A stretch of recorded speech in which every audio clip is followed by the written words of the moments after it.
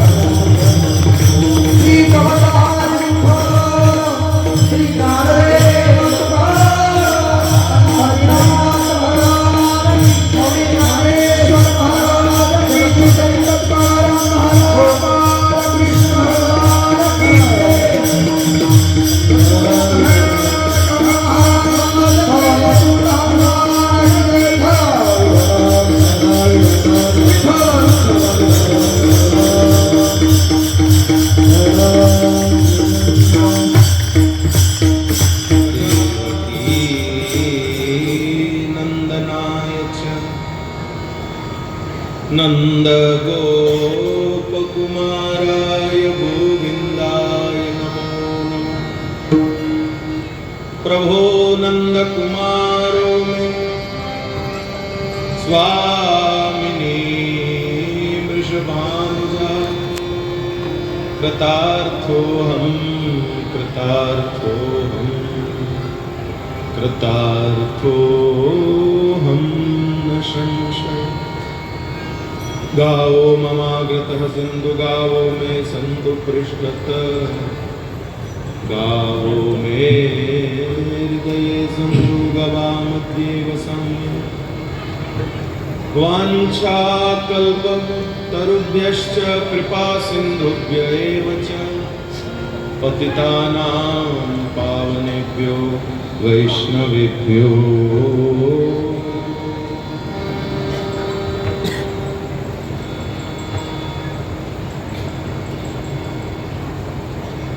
परम कृपालु परम दयालु भगवान गोपाल कृष्ण चरणी साष्टांग प्रणिपात करून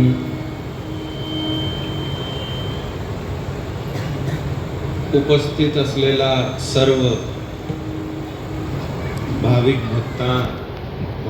भक्त आणि गुरुवर्य पूज्यपाद देवगडचे बाबाजी आणि सर्व संत महात्मे आणि सर्व वारकरी संत सब वैष्णव सर्वांच्या चरणी साष्टांग प्रणिपात.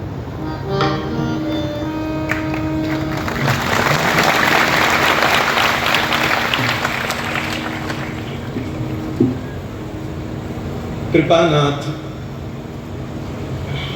महाराष्ट्र में एक बहुत अच्छा शब्द प्रचलित है, दुग्ध शर्करा योग. दूध तो अपने आप में मीठा होता ही है,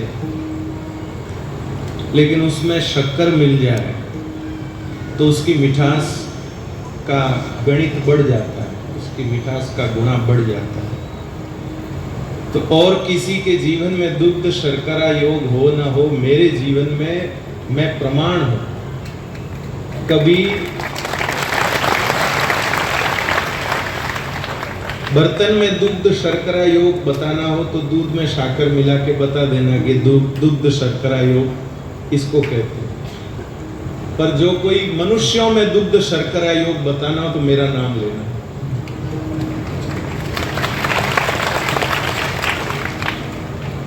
ताली तो बजा रहे हैं, पहले सुनिए तो सही कि दुग्ध शर्करा योग कैसे है. मी मारवाडचा माणूस, ते दूध आहे आणि इथे मराठी मध्ये वारकरी संप्रदायाच्या प्रासादिक कीर्तन करतो. हे माझे दुग्ध शर्करा योग. मारवाड़ में जन्म लेकर महाराष्ट्र में आप सब वारकरी संतों का मिला हुआ प्रासादिक यहाँ हरि कीर्तन की सेवा भगवान दास से करवा रहे हैं. ये मेरी जिंदगी का दुग्ध शर्करा योग. नहीं तो साधारणतया कोई व्यक्ति यही सोचेगा कि भाई वारकरी कीर्तन करना है तो मराठी माणूस पाहिजे, पण आता असा नाही, मारवाडी पण पाहिजे. तो ये मेरे जीवन का बहुत बड़ा दुग्ध शर्करा योग है. मैं अपने आप को बहुत धन्य अनुभव करता हूँ, बहुत धन्य अनुभव करता हूँ. और एक बात आप सब लोगों को कहना चाहता हूँ कि आप मनुष्य में भी भेद न करें. आप मनुष्य में भी भेद न करें. पर आपका मन नहीं मानता है और करते हो तो विचारो, लेकिन कम से कम संत में भेद न करें. संत में भेद करेंगे तो ऐसा दुग्ध शर्करा योग जीवन में कभी नहीं आएगा. मैंने मारवाड़ के संतों को और महाराष्ट्र के संतों को अलग कभी नहीं माना, तब मेरे जीवन में ये दुग्ध शर्करा योग. जिन वेणुनाथ महाराज ने मुझे सबसे पहले कीर्तन करने के लिए प्रेरित किया, अगर मैं सोचता कि ये महाराष्ट्र के संत हैं, मुझे इनसे क्या लेना देना, ये अपना मराठी में करते रहे, मुझे इसमें इस पचड़े में पढ़ के क्या करना है. लेकिन मैंने उनके प्रेरणा में भी, उनके शब्दों में भी अपने गुरु का ही दर्शन किया. उन्होंने ले जाकर पूज्य बाबा जी के चरणों में बिठाया. तो मैंने ये नहीं सोचा कि हमारे आचार्य वेगड़े हो, ये कहिए इनको मैं अपना आचार्य क्यों मानूं, इनको मैं अपना गुरु स्वरूप क्यों मानूं. मैं अपनी तारीफ नहीं कर रहा हूं, आप सबको ये बताना चाहता हूं कि अगर जीवन में दुग्ध शर्करा योग चाहिए तो संतों में भेद करना बंद कर दीजिए. आप कि ये मोटे संत, ये छोटे संत, ये वहाँ के संत, ये यहाँ के संत, वो राजस्थान के संत, ये महाराष्ट्र के संत। संतों में भेद करना बंद कर दीजिए। जिस समय हमारी दृष्टि में संत भेद चला जाएगा तो जीवन में दुग्ध शर्करा योग अपने आप आ जाएगा। तो सबसे पहली बात तो मुझे आप लोगों को इस कीर्तन सेवा में यही बताने कि मेरे जीवन में दुग्ध शर्करा योग है। मैं दुग्ध शर्करा योग का उदाहरण कि मैं प्रणाम करता हूँ और आप सब संतों की, वैष्णवों की उपस्थिति को प्रणाम करता हूँ। पूज्यपाद हमारे देवगढ़ वाले बाबा जी की पावन उपस्थिति को प्रणाम करता हूँ। तुकाराम महाराज का ये अभंग मैंने कथा में भी कहा था कि मैंने अपने जीवन में सबसे पहले यही अभंग सुना। अभंग शब्द पहला जो मेरे कान में पड़ा वो यही पड़ा, हेची दान देगा देवा तुझा विसर नवा। और ये मैंने तब पढ़ा जब मुझे मराठी का क ख ग भी नहीं आता तो अभी भी नहीं, लेकिन आता कई वेगड़ा है तो आता तो अभी भी नहीं है, लेकिन उस समय बिल्कुल कुछ भी नहीं समझता। अब अगर कोई दो मराठी बात कर रहे हो मराठी भाषा में तो मैं बोल ना पाऊं पर समझ सब लेता हूं कि क्या मानता लेकिन उस समय तो कुछ भी नहीं समझता था। लेकिन इस पंक्ति को समझने में मुझे बिल्कुल कठिनाई नहीं हुई। पढ़ते ही ध्यान में आ गया कि कहना क्या चाहते। और ये तुकाराम महाराज की पंक्ति है, ये भी मला माहित ना होती। हेची दान देगा देवा तुझा विसर नवा। बस इतनी लाइन ही मैंने पढ़ी। इस इतनी सी पंक्ति ने मुझे उत्सुक कर दिया तुकाराम महाराज के अभंग को जानने के लिए, महाराष्ट्र के संतों का वांग्मय जानने के लिए कि एक पंक्ति यदि मेरे भीतर स्पंदन पैदा कर सकती है। स्पंदन यानी वाइब्रेशन, झंकार, जैसे वीणा के तार में झंकार होती है, ऐसे एक पंक्ति सिर्फ हेची दान देगा देवा तुझा विसर नवावा, इतना सा पढ़ने से, इतना सा कान में शब्द जाने से अगर इतनी झंकार हो रही है तो अगर ये पूरा अभंग समझ में आ जाए तो भैया पूरा जीवन वीणा के तारों की तरह झंकृत रहेगा। बस भगवान ने कृपा करी, मेरी कर महाराज जी मिल गए और उन्होंने कीर्तन करने के लिए प्रेरित किया कि कीर्तन करा महाराज। मला आत्मविश्वास ना होतो की मी कीर्तन कर सकतो, पण महाराज जी ने मला बल दिला, तुम्ही कर सकता महाराज करो। और उन्होंने यहाँ तक भी कह दिया कि डिलीवरी गलत हो गई, डिलीवरी गलत हो गई है। आप समझे नहीं होंगे। उनका कहने का मतलब था, वो बोले कि आपको आना महाराष्ट्र में था, मारवाड़ में पार्सल चल गया इसलिए आप यही कहो, आप मुझे बल देने के लिए उन्होंने कहा ताकि मुझमें हिम्मत आए, मुझमें बल आए। और यही कीर्तन मैंने सबसे पहले करा और अपनी वाणी को पवित्र किया।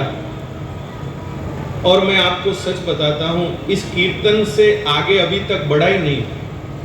ये कीर्तन इतना अद्भुत है, इसके शब्द इतने अद्भुत हैं, अरे सारे शब्द अद्भुत है, लेकिन सिर्फ इन दो पंक्तियों में तो मैं क्या कहूं, मंत्र की तरह जिसको जपा जा सकता है। हेची दान देगा देवा तुझा विसर नवावा, हेची दान देगा देवा तुझा, मंत्र की तरह जिसको जपा जा सकता है। इतनी गजब की ये पंक्तियां हैं। आहा, इस अभंग की रचना करने वाले तुकाराम महाराज, उन्होंने जब स्वयं अपनी वाणी से ये सुनाया होगा तब क्या घटनाएं घटी होंगी। मैं आपको सच कहता हूं, जिस जिस व्यक्ति के कानों में ये अभंग पड़ा होगा, मैं हूं, मेरी बहुत बड़ी पात्रता नहीं है, मेरी कोई बहुत बड़ी योग्यता नहीं है, लेकिन फिर भी संतों की चरण रज का स्पर्श करके और गरजते हुए कहता हूं, जिस प्रकार काशी में मरने वाले व्यक्ति की मुक्ति निश्चित है, ऐसे ही भैया तुकाराम महाराज के मुख से जिन भक्तों ने ये अभंग सुना उनको भी अंत काल में पांडुरंग की स्मृति निश्चित है। मेरे मुक्ति से भी ऊंची चीज स्मृति है। माफ करना भाई, किसी को मुक्ति की इच्छा हो और वो मुक्ति के लिए प्रयत्न कर रहे हो तो मेरे शब्दों से प्रभावित मत होना, अपना जारी रखना अभियान। लेकिन मुक्ति से भी ऊंची चीज भगवान की स्मृति है। यदि स्मृति ऊंची नहीं होती तो तुकाराम महाराज क्यों कहते न लगे मुक्ति धन संपदा संत संग दे सदा।